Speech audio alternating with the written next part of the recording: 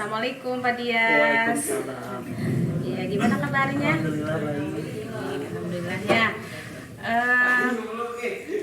Kapan Pak Dias tuh di rumah observasi itu? Ketika bulan Januari Kelas kelas 10 DKP 2. Iya ya, di kelas 10 DKP 2 ya. Waktu itu Pak Dias itu kompetensi dasarnya apa? Tentang kebinekaan. Oh, Kebinekaan itu kebetulan kan kelas 10 sudah menggunakan kurikulum merdeka, yaitu salah satu bahasanya tentang menghargai keberagaman. Setelah observasi gimana perasaan Pak Dias? Alhamdulillah Ibu, rasanya senang sekali, banyak dapat ilmu baru, masukan juga, dan tentunya kita bisa upgrade kemampuan, terutama tentang peserta didik, karena beragam karakteristiknya peserta didik, dan tentunya kita juga tidak bisa menyamaratakan karena setiap peserta didik itu istimewa dengan latar belakang, background keluarga, juga berbagai macam kecerdasan multiple intelligence yang dimiliki. Alhamdulillah dapat masukan juga, dapat ilmu baru, dan juga bisa meningkatkan kemampuan terutama peserta didik untuk antusias mengikuti pembelajaran kita di waktu atau materi selanjutnya. Oh, waktu itu di kelas DKP berapa ya? DKP 2 Ibu, di DKP 2. Tadi kan kalau karakteristiknya seperti apa Pak Dias? Betul, karena setiap anak itu ternyata memang unik. Ada yang cukup memahami, ada yang belum, bahkan sama sekali belum memahami. Nah, tugas saya sebagai seorang pengajar sekaligus sebagai seorang pendidik harus bisa merangkul semua karakteristik anak tersebut, seperti yang tentunya anak-anak juga kan memiliki keistimewaan dalam proses transfer, menerima transfer pengetahuan dan juga lain sebagainya. Ke DKP 2 ya. DKP 2. Kalau ini ke strategi kemarin itu hubungan dengan karakteristik yang di kelas DKP 2 bagaimana? Jadi mencoba platform digital dengan bermain game supaya tidak jenuh, karena kalau untuk ceramah kan sekarang sudah tertinggal ya Bu. Jadi coba untuk menggunakan game, dan alhamdulillah ada beberapa anak yang memang antusias meskipun memang memiliki berbagai macam kendala, dan sebagai refleksi untuk diri sendiri juga ke depannya. Kendalanya apa? Kendalanya yang pertama itu bagaimana meramu pembelajaran supaya lebih menarik lagi.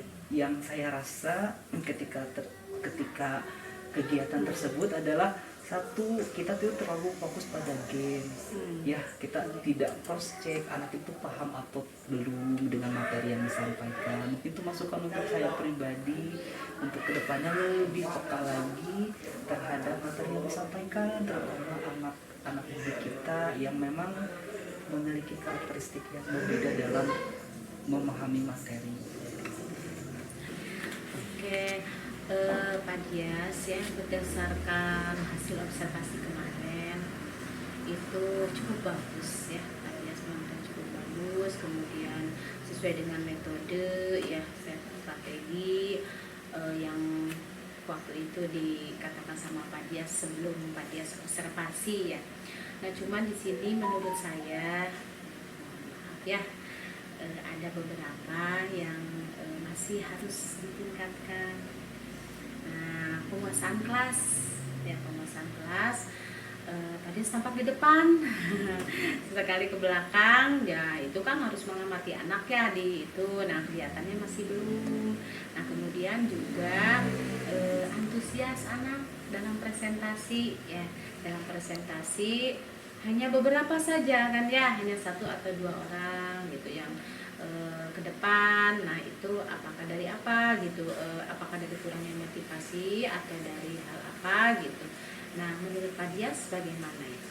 Betul Ibu, ketika kegiatan tersebut berlangsung memang cenderung terlalu fokus dengan gamesnya, sementara peserta didik kurang diberikan kesempatan atau keleluasaan untuk presentasi, terutama dalam aspek menyampaikan gagasan, ide, pendapat. Dan itu menjadi perhatian kita juga ke depannya, termasuk saya, untuk bisa mengkoreksi dan pertimbangan bahwa harus balance sehingga bukan hanya fokus dengan game, tapi keaktifan siswa termasuk antusias juga menjadi bahan pertimbangan untuk kegiatan selanjutnya?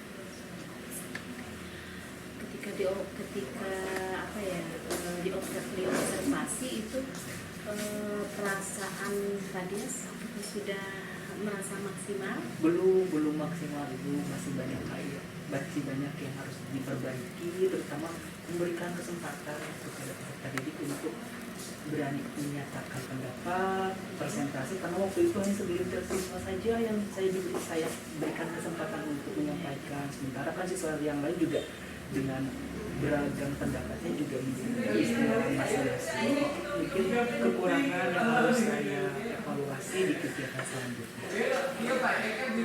Berdasarkan itu, rencana Fadias ke depannya bagaimana?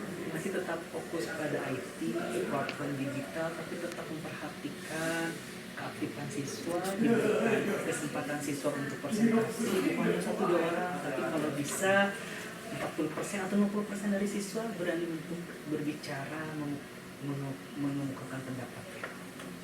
Kapan itu Fadias? Insya Allah bulan ini Ibu akan mencoba untuk mengaplikasikan pembelajaran, semoga lebih baik lagi, terutama siswa diberikan kesempatan untuk berbicara.